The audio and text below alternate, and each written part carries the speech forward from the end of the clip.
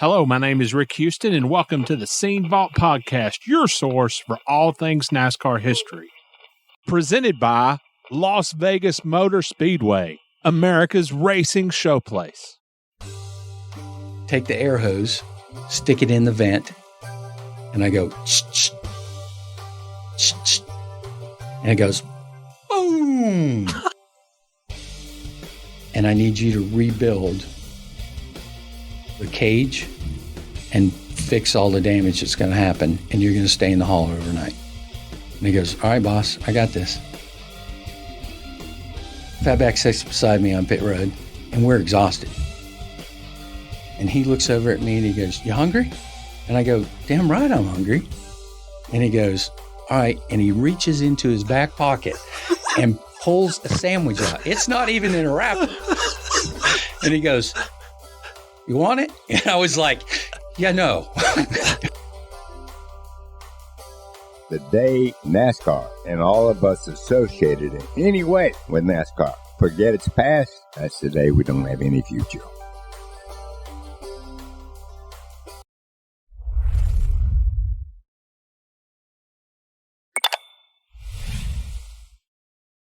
All right, so my next question has to be, what's the best one you ever pulled off that you didn't get caught for?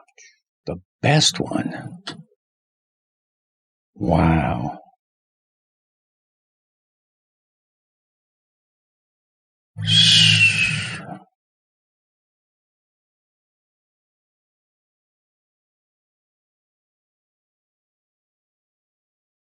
I'm not gonna say this is a cheating one, right? Again, because you didn't get caught. Well, this is fun, and this is probably this is a great story. Okay, right? And it needs to be told. Yeah, right. And it really wasn't cheating, and it wasn't cheating against NASCAR, but it was probably not the ethical thing to do with one of the true leaders in our sport, which was Robert Yates. So there was a time that I was at Butch Mock Motorsports for my second or third round that I worked with Butch. And we had Robert Yates Motors. So Robert was in the building beside us over in Lakeside Park and was building engines. And we had Robert Yates engines in the car. And there was a guy who has become quite the carbon fiber guy, Hans DeBolt, who is here in Talbot Park and has done some incredible things, not just in motorsports, but bobsleds and, production cars. And Hans used to work for a boat company, and he built sailboat masts. And so on the side, he wanted to get into NASCAR auto racing. And so Robert had this special air cleaner that had more horsepower than any of the other air cleaners, right? And you couldn't really reproduce it. And they guarded this thing like the Holy Grail, right? And I was able to get my hands on this air cleaner for overnight. So I got the air cleaners so I could fit it on the car, get the hood right, get everything right. And Hans came in, and that night he replicated that air cleaner in carbon fiber. And that was the first soiree into motorsports, or one of the first forays into motorsports that helped DeBoltech become who they are today. And we copied that air cleaner. And it wasn't till a year or two later that Robert found out what we did, and he was pissed, like pissed beyond imagination. But that wasn't really cheating like you're looking for a cheating thing. Yeah. But I really felt like I cheated Robert by, stealing that technology and using it. If it was guarded like the Holy Grail, how did you get your hands on it? Well, I needed it for the hood. To fit it to the car, and I just never brought it back that night. Oh, okay. All right. Gotcha. Right. And so Hans had it long enough to go ahead and make a mold of it. And then we did. I just have this image of you in a cat burglar suit and, the little beanie and, your... No. No, the cat burglar suit. Breaking in the middle of the night. Right, Yeah, okay. The cat burglar suit, we have one of those stories, right? Oh, have at it. So at Michigan, and I got to remember what year this is. So my car chief at that time was Pierre Coutel, PK. Yeah. Right? Okay. And he went on to do great things. And this was a 75 car. This would have been the 75 car. Okay. Yeah. Right? And so we were in the garage area after last practice. And Michigan is 1 on gas mileage. So it's kind of simple. You want to inflate the fuel cell as large as you can inflate, like stretch it. So what we do is, at that time, we would put tack welds, put air into the fuel cell. Those tack welds would break and the fuel cell would expand because it's contracted by the metal that's around it. So it's a pretty simple process, right? So we had these flapper valves on the vent on the rear of the car.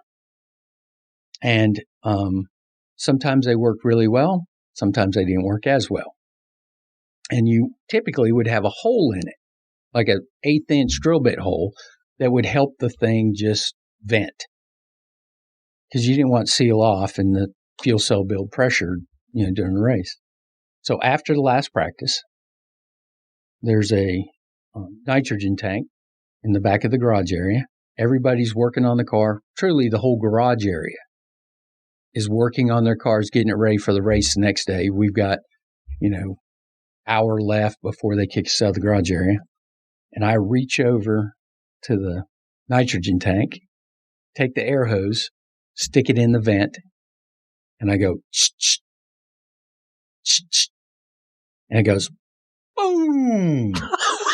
And I mean, Rick, people came out of cars for 20 stalls down, right? You blew the fuel cell up? I couldn't even tell you. And the deck lid shut, right? And I quickly put the hose around and I'm looking around and everybody's looking around and Peter Guy was under the hood working on the motor and he leans back over the hood and looks back at me because I think Peter knew what I was doing, right? And he just kind of shook his head. He kind of shook his head like that. And I'm trying to tell the guy, looking at the guys like, hey, just act like nothing's going on here. But the whole garage area knew something happened. Yeah. It was that loud. So we left it alone.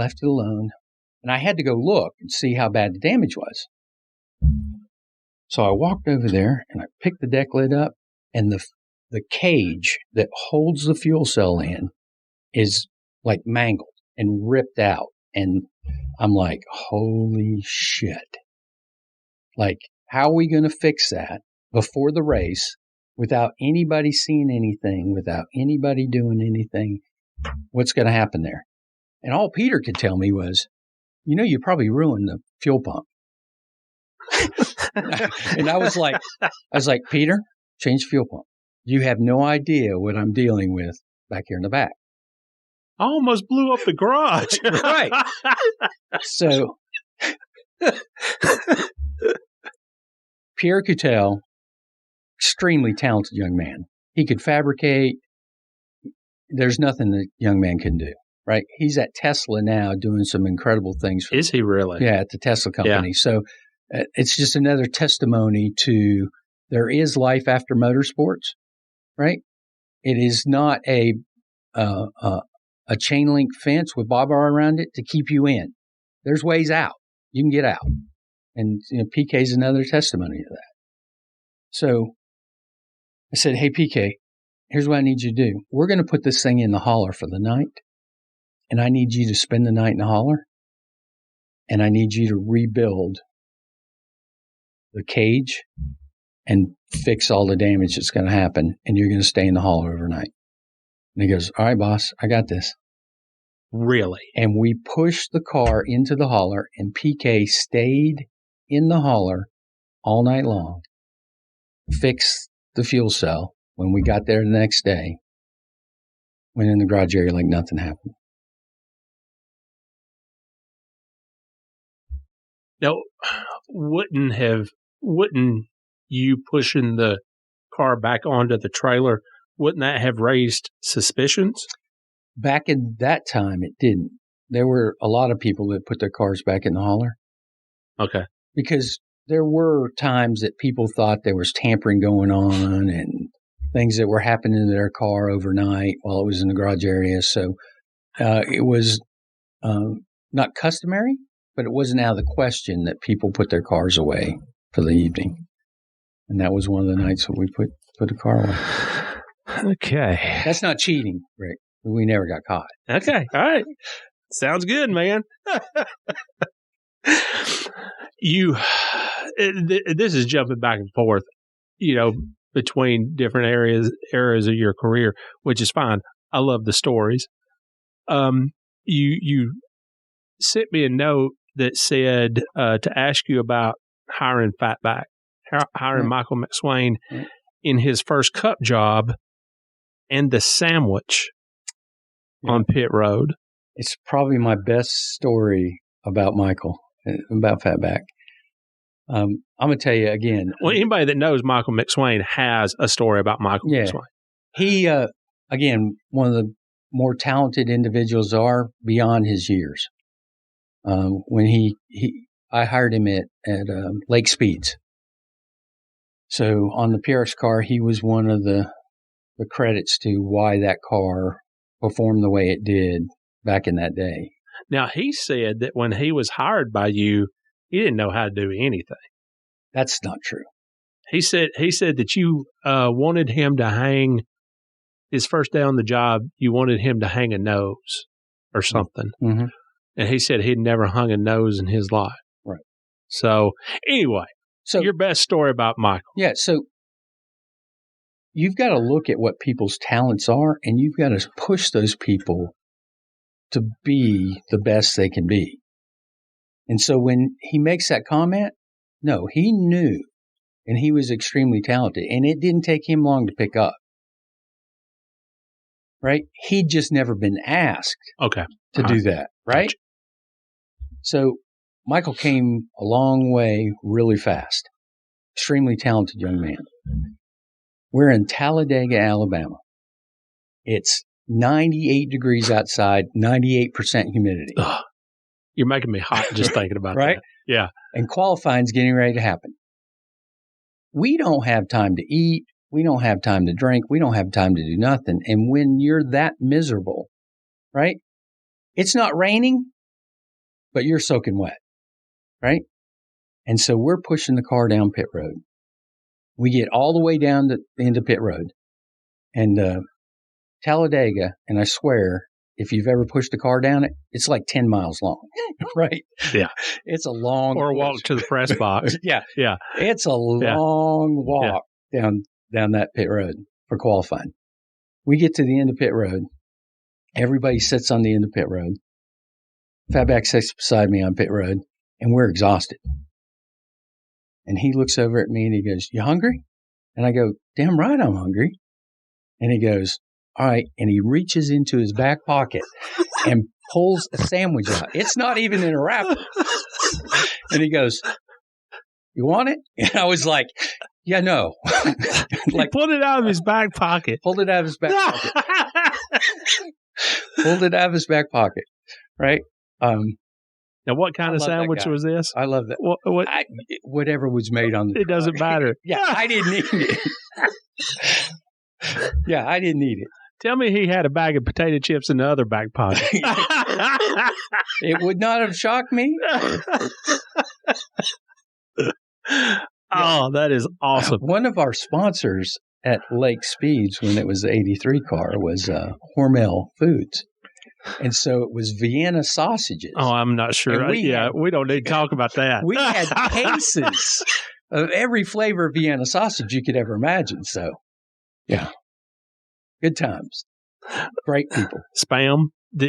Surely you had, or I guess you were on. I wasn't there for the spam days. So you missed out on the spam. Yeah, that's probably a turning point in my career that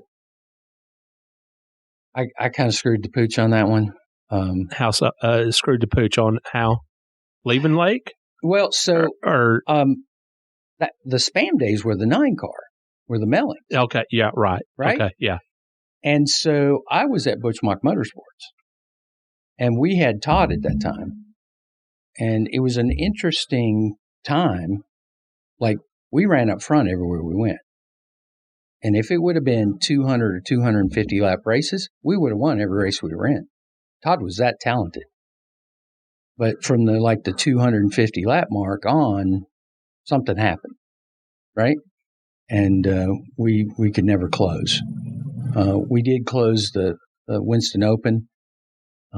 Very proud of the guys and everything that they did that time. But I decided to leave the team.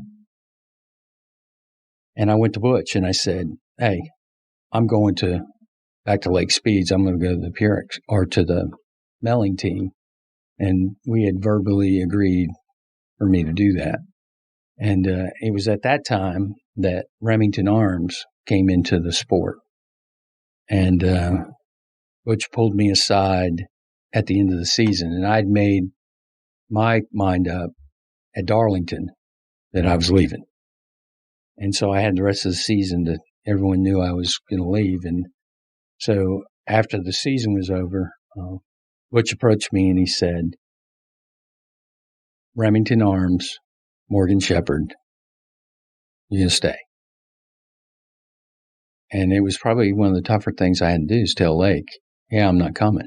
And he goes, what do you mean you're not coming? And I go, no, I'm going to stay here on what I built here. And Chad Knaus got the nod at that time. And as we know, Chad went on to really great things. Chad Knaus got the nod at Melling? To be the crew chief there for Lake at that time. Wow. Yep.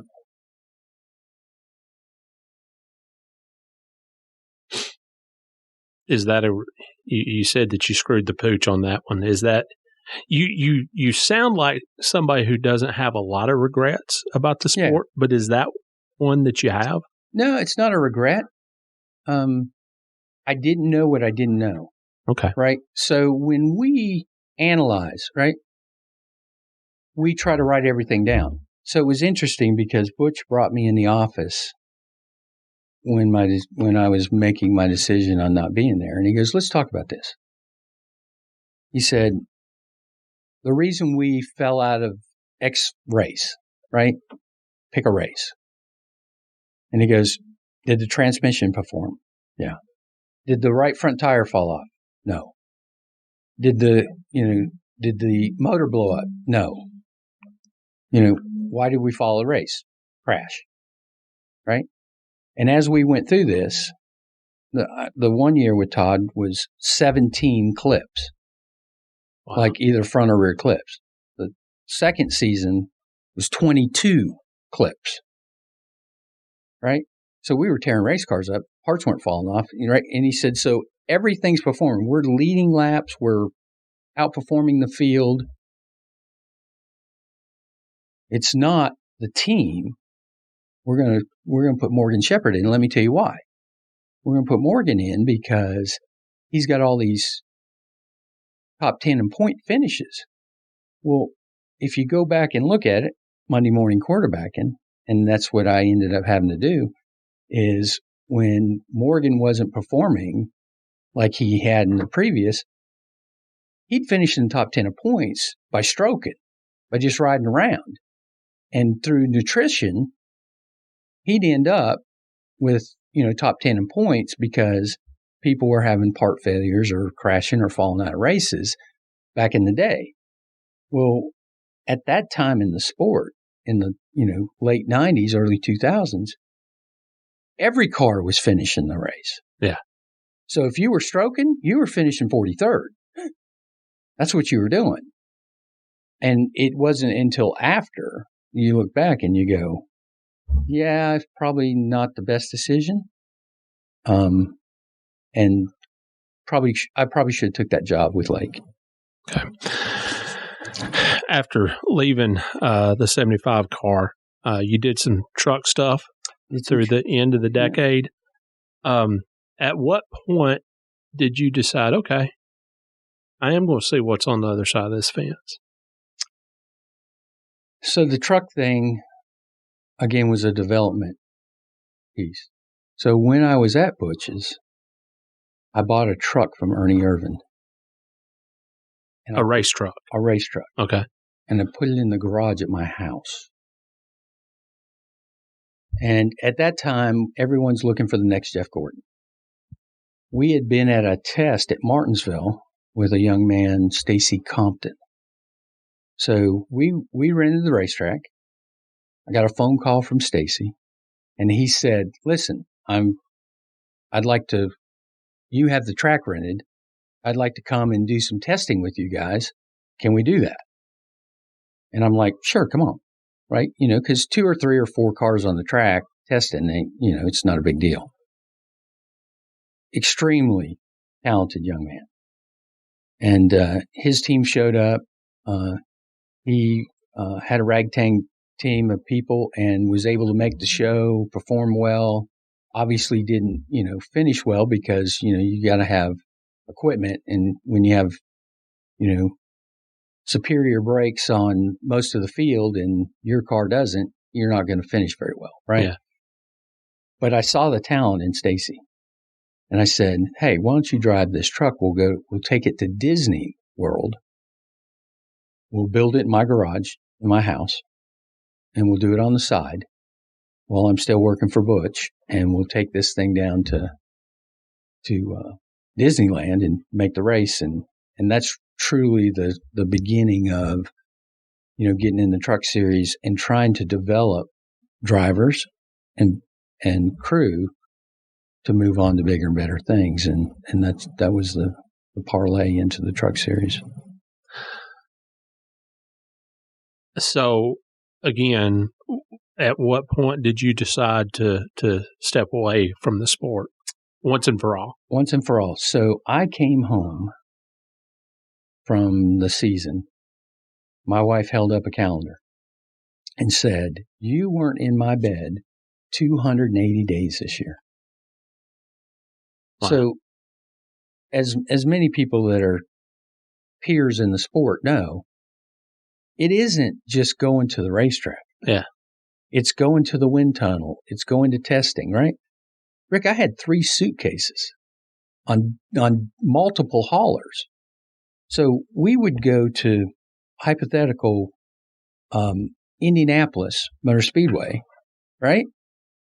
And while we're in Indianapolis, there's another truck going to the wind tunnel in Atlanta. So there'll be a bag on the truck going to Atlanta, while I have a bag that I put on the corporate plane going to Indy. At the end of the race at Indy, I'd be flying to Atlanta to be in a wind tunnel for 1 or 2 days, right?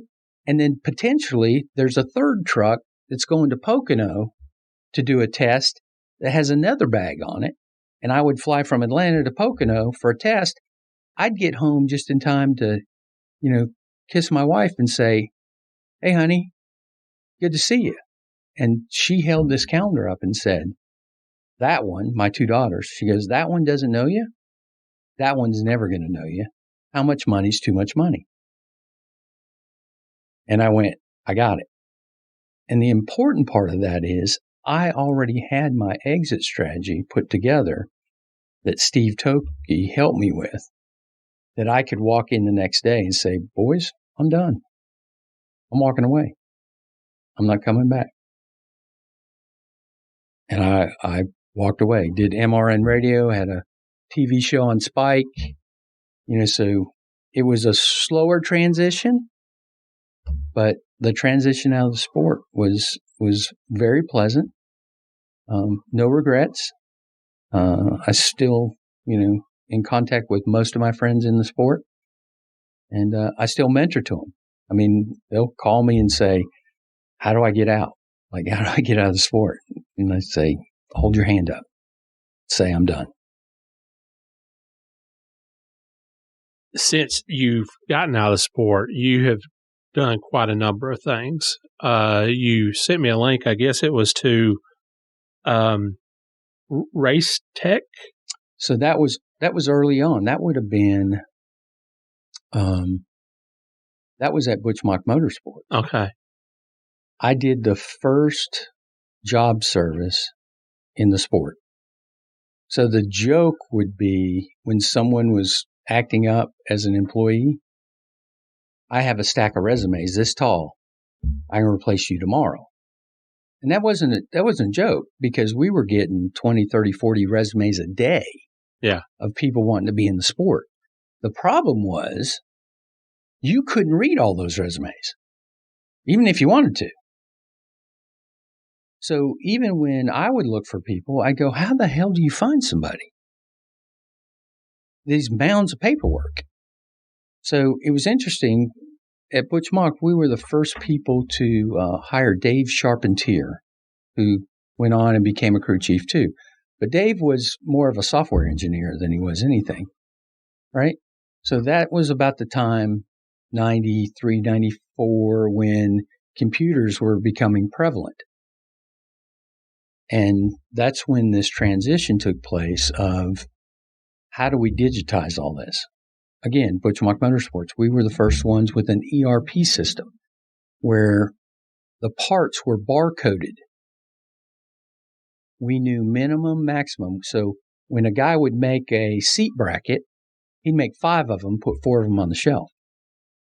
And then we would have a barcode scanner that we would scan when that part was taken out of inventory. And, I can tell another story how that became the car tomorrow from that ERP system that started at Butch Mock's and the transition that took place. But truly, I took those resumes and I put them in a database. And I didn't do it, right? So I hired another guy that you'll probably know. His name is Matt Clark. So Matt was a pit crew coach. Yeah. So he was in my motorsport management class at Rowan Cabarrus Community College. So he sat in the front row. As we had a conversation, I hired him for Race Tech, which was a job placement service, and then later hired him to be my pit crew coach. Wow. You've also done some corporate speaking. Yes. I guess motivational speaking, business coaching. What do you like about that? I like helping people get to the next level. I've liked it since the day I started motorsports. And it's all about pushing people to be their best. And I find that same joy, not just of making the car the best it can be, making the pit crew the best they can be, making the fabricator the best they can be, but now making individuals, C-level people, the best they can be by helping them understand their strengths and, more important, their weaknesses on how they can surround themselves with people that are stronger in areas they're weak.